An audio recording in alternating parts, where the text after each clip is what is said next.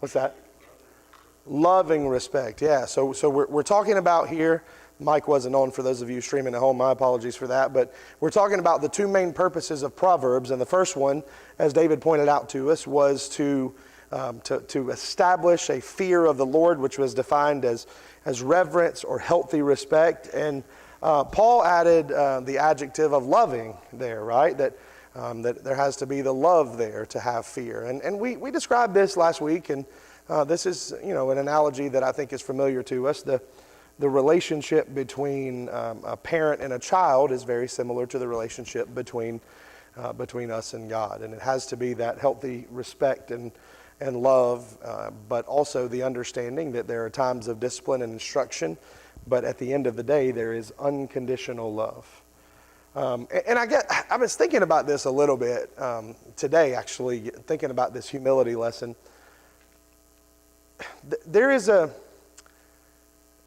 strange, odd relationship, I guess, between fear and unconditional love. Because they sound completely opposed to each other, right? Fear and unconditional love. But how do they intersect here at the place of wisdom? What do you think?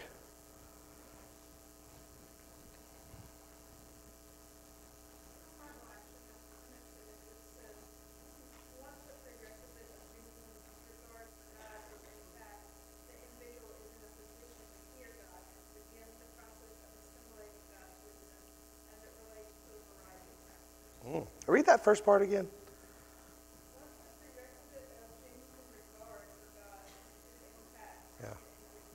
Yeah. So once the prerequisite. Yeah, I like that. The fear of God is a prerequisite for gaining wisdom from Him. So I think that's exactly right. So I'll use teaching, right? So I go in the first day of school, and the rest of you teachers do this. And you have to be mean on the first day, almost always. Why? Why do you have to be somewhat mean on the first day of class? Right, respect. You have to lay the groundwork that this is my classroom, this is my space, and you will abide by the rules. And then after that groundwork has been laid, then you can show the kids how much you love them. This is true in parenting, as we mentioned. When your kids are teenagers, they think you are the meanest human being on planet Earth. You won't let them do anything. You ruin all their fun. A 17-year-old is the smartest person that ever walked planet Earth. And then when you get into your mid-20s and you figure out real life, that's when true affection starts between a child and a parent. So if you're in a position where your kids hate you right now, that's the way it's supposed to be, right? And then when they're adults, they will understand. So you have to lay the groundwork of respect. I love that. A prerequisite for gaining wisdom is that fear of the Lord. It's that healthy respect, that reverence that has to exist there. And so then what is the second purpose of the book of Proverbs? If the first is establishing a fear of God, what's the second? Yeah. So wisdom, and we defined wisdom not just as knowledge, but practical living of knowledge. Wisdom is essentially, in the sense of the book of Proverbs, it is learning how to live well. It's learning how to make good choices. It's learning how to live a happy life in a lot of sense.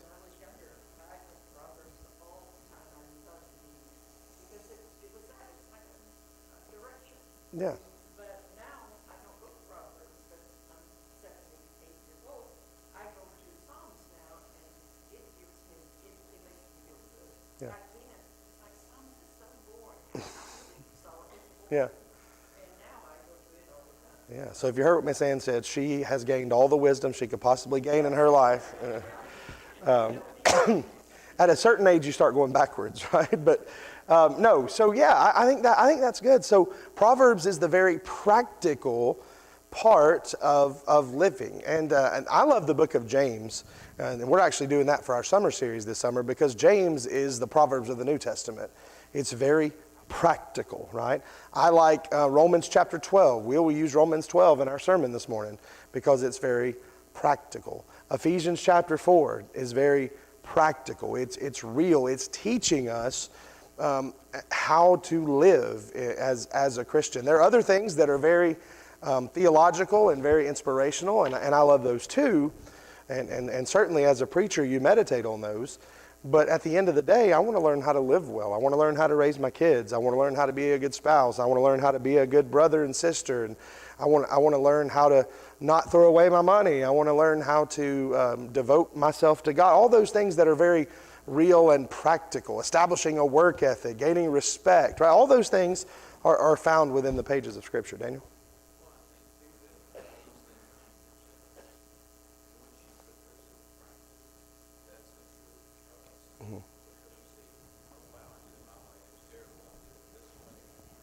Yeah.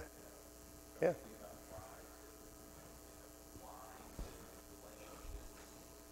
Yeah, you're absolutely right. You're developing that trust.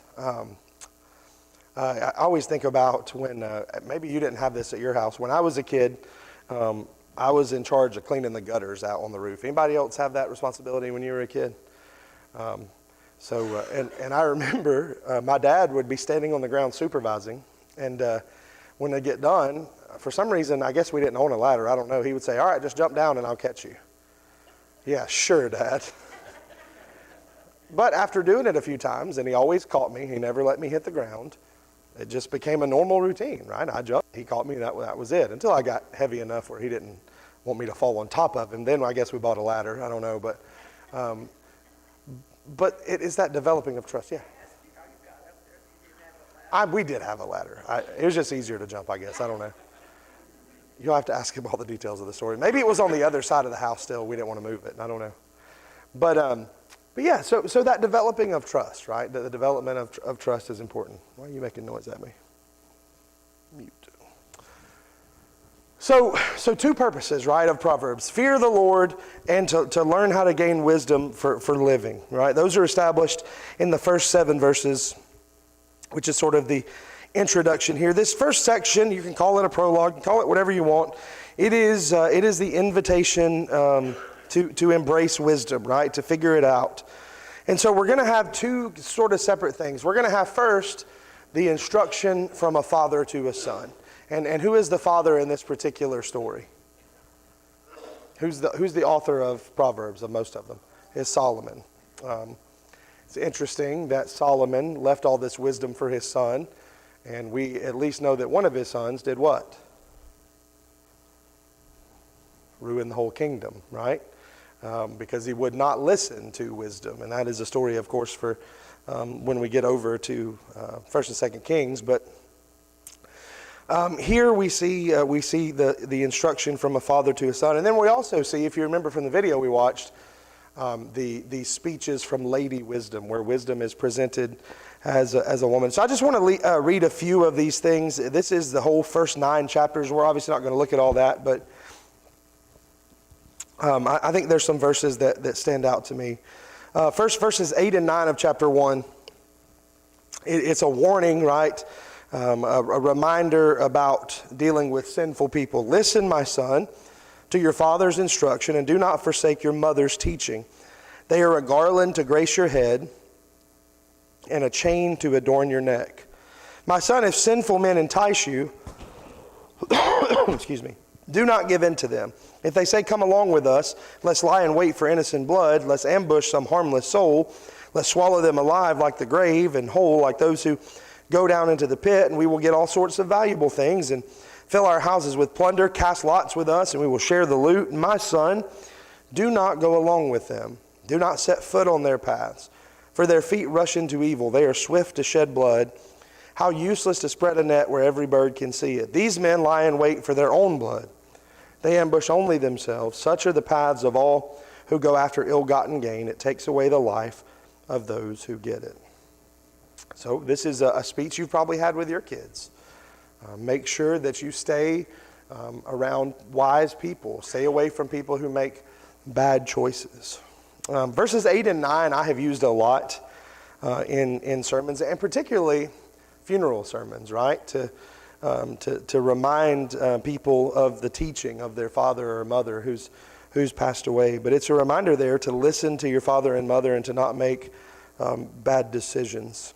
Questions or comments on any of that before we move on? Chapter 2 begins similarly. Somebody, if you would, read the first 5 verses of chapter 2 for us. My son, if you receive my words and treasure up my commandments with you, making your ear attentive to wisdom and inclining your heart to understanding. Yes, if you call out for insight and raise your voice for understanding, if you seek it like silver and search for it as hidden treasure, then you will understand the fear of the Lord and find the knowledge of God. Yeah, so talking about finding the knowledge of God through listening, right? Verse 6, for the Lord gives wisdom. So some of these passages that we've read before. We spent a little bit of time in chapter 3 last week. Of course, 5 and 6 are arguably the most well-known passages in the book of Proverbs. Trust in the Lord with all your heart, lean not on your own understanding, in all your ways submit to him, and he will make your paths straight. I like verse 7. Do not be wise in your own eyes. Fear the Lord and shun evil. And so these are just important passages here in this discussion. So go through and read these. These first 9 chapters are instructions from a father to a son, and for Lady Wisdom, right? From anything to gaining wisdom, warnings against adultery, warnings against folly, warnings against bad decision making. All these things, they're very practical things that a father would tell his son about the mistakes not to make in life. And I guess we should add this. Why did Solomon know so well the mistakes not to make in life? Because he made them, right? Why is Solomon the one to give advice on not having a relationship with an adulterous woman? He did it abundantly, right? How many wives did Solomon have? Do we remember? I think 700. I have to go back and look at my numbers. Was it 700? Am I right? It sounds right to me. Somebody can Google it. And I think 1,000 was the concubines that he had. Right? Wives that worshiped every god under the sun. Wives from every nation under the sun. And they led his heart away from God. And so, and that's not to just categorize women as having the ability to carry your heart away from God, but certainly a daughter who follows a man who doesn't follow God, they have the ability as well to lead a woman's heart astray from God. And so these are the things that you think about, right? That you want to teach your children to help them find a mate or a partner who will help them stay devoted to God and not pull them away in other directions. How many times have you had the conversation with your own children about picking their friends, right? Make sure that you are around people who will help you grow in life and who will not help you make bad choices and bad decisions. And so these are all very practical things here. And then as we get to chapter 10, we enter the second section, which is where we want to spend the last 15 minutes or so today. The second section is somewhat seemingly random, right? It is a section of what are called couplets that just leads you to wisdom. And so I want to go through and look at a number of these. And I have them earmarked here, the ones I want to look at. Before we start, though, are there any that you really like, maybe that you have marked in your Bible? I asked you last week to think about some of these, maybe that were special to you. What do you think?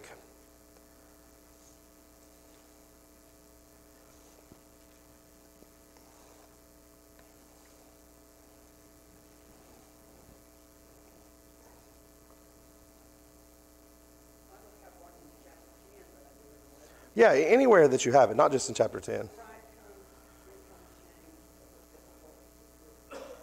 Yeah. Have you looked at the bulletin today? That's the reading for the lesson. Me and Betty are on the same page today. That's scary.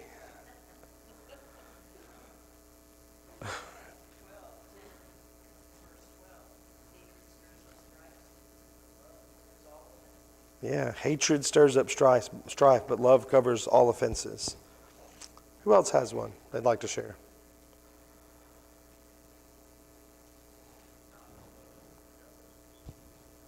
The whole chapters? Oh, read them. Go ahead.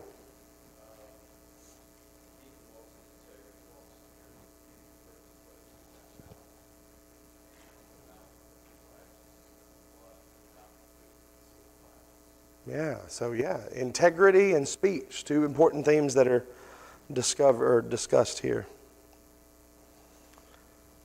We did, by the way, gloss over Proverbs 4:23, which is our theme verse for the year. Hopefully you have it marked in your Bible somewhere. Guard your heart above all else, for it is the source of life. Let's look at a few here, unless somebody else has one they'd like to share. Let's look at Proverbs chapter 13 and verse 1.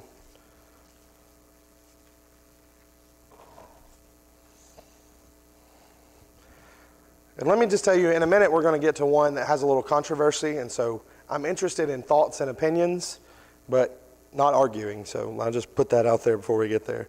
Proverbs chapter 13 and verse 1, a wise son heeds his father's instructions, but a mocker does not respond to rebukes. And then in that same chapter, verse 24, chapter 13, verse 24, I bet this one is one that your parents quoted to you. Mine quoted this one to me every time they gave me a spanking as a kid. And have you ever heard the phrase, add insult to injury? When your parents read the Bible to you after they whip your butt, that is an insult to injury, right? But Proverbs 13:24, whoever spares the rod hates their children, but the one who loves their children is careful to discipline them.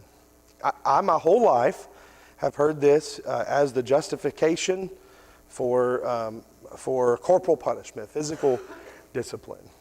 Let me throw this out there. What do you think? Is that what that is, or what is it?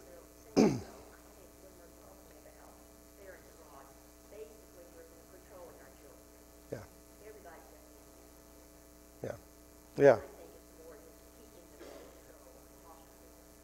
Yes. So I will say, I agree with what Judy said. I think that this is a general statement, right? And remember, these are proverbs. These are not things that are universally true. But they are things that are usually true. And so I think this is something we could say is true. If we do not discipline our children, we don't really love them. Would you agree with that? Certainly, if we love our children, we're going to teach them structure and discipline. What do you think, though, about the physical part of that? I'm interested. Listen, old school parenting, it's the way you were raised. Some of you were probably raised in a little bit more harsh environment than I was. I didn't get a lot of spankings as a kid, but I got the ones that I deserved. And so, I remember them. I haven't forgotten them, so they must have done their job. But, being transparent with you, I'm a dad of 2 little girls, and there's not going to be a lot of spanking from dad with them because, number one, I'll cry, and that shows weakness, right? They have a mom that can spank them if they need to be spanked. Good luck with that. But, that's not going to be part of, personally, my parenting style because I don't know that it will be effective as a tool for me. That may change in a couple of years. I'll come back to you on that. But at least right now, that's not part of what, and there may be a little swat of the hand or a little, hey, reminder. But as far as taking off a belt and putting it on their backside, that's not part of who I am. But I don't judge other people for that, but I think sometimes this verse has been one that is used to just to judge the parenting styles of other people, frankly. I don't know. I'd love to hear some thoughts. Some of you raised children a lot longer than I have. Go ahead. Well, my daughter, the youngest one, she had trouble in school. She used to drink home and drink frequently. And one time when she brought home a grade that I said, this really frustrated me, and I think that's it was more about me than it was about her own grade. Yeah. And I told her, I said, if you bring home this grade again on this card, I'm going to spank you. She wrote home the card and everything. It was trouble. Yeah. And listen, I do think, all joking aside, those are much more traumatic events for the parents than they are for the kid. Keith? I think we probably, all parents have your train of thought right now, that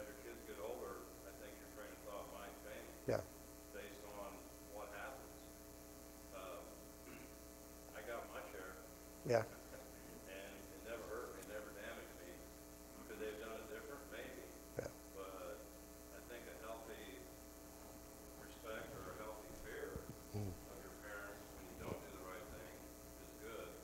I don't know that corporal punishment is the answer, but it's pretty hard to obtain the fear without some type of threat, at least Yeah. of corporal punishment. Yeah. And the worst thing you can do is say, wait until your dad gets home. Yeah.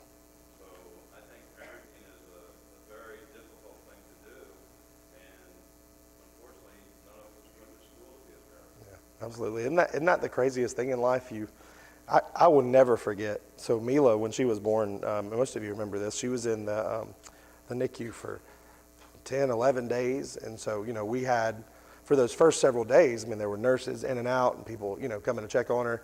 And I'll never forget the first night we got her home, I kind of looked around and said, uh-oh, like, where's the nurse? This is our response. There is no handbook to it. I know there's, all the books you can go and get, but realistically, you have to figure it out for yourself, and that's right. Paul. Mhm.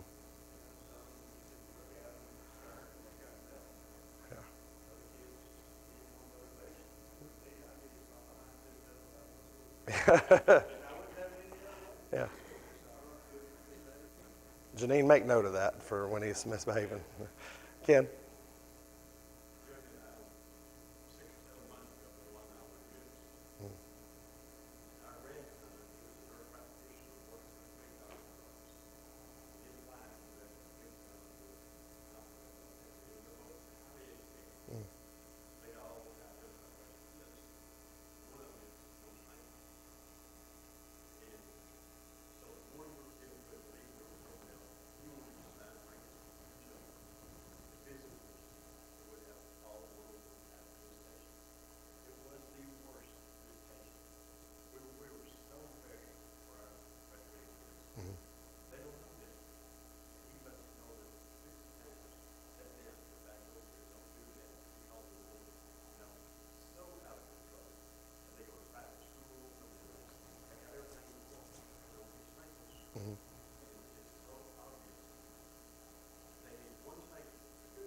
Mhm. Yeah. Yeah. Yeah.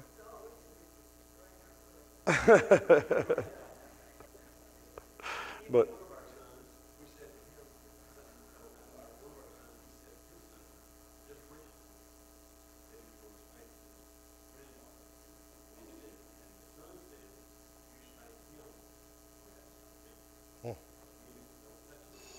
yeah, yeah, and I can understand that. Butch has been wanting to say something. I said,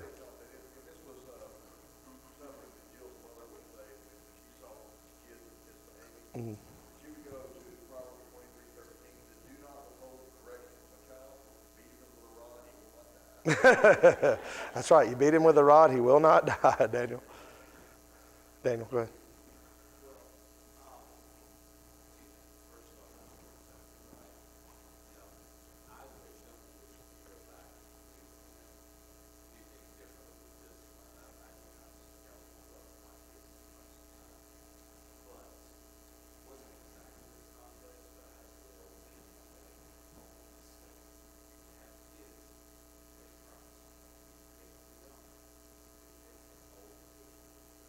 Yeah, that's right.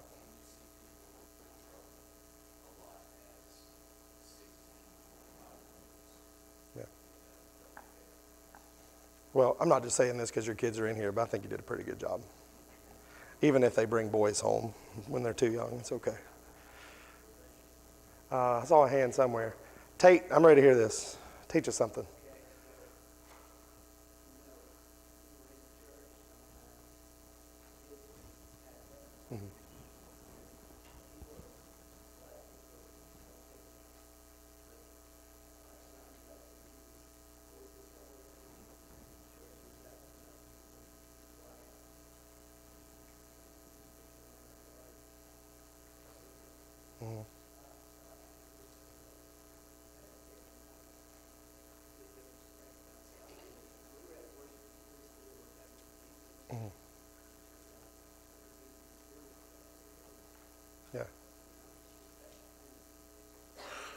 Yeah.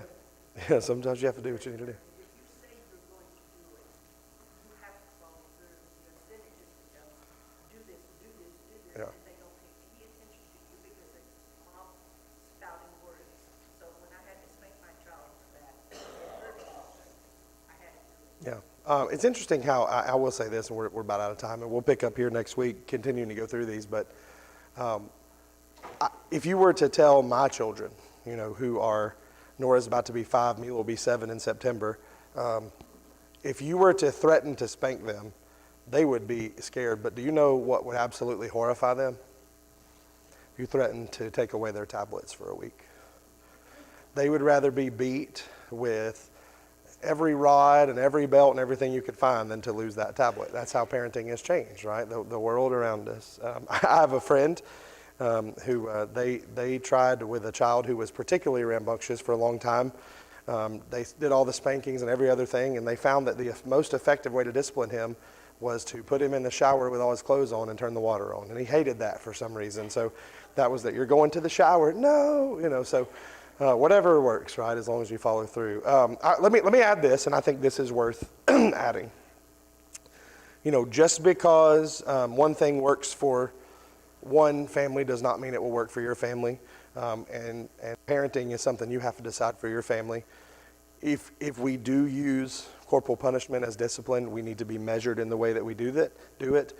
We need to be, as Ann mentioned, not angry, not frustrated. It needs to be something measured, that we do.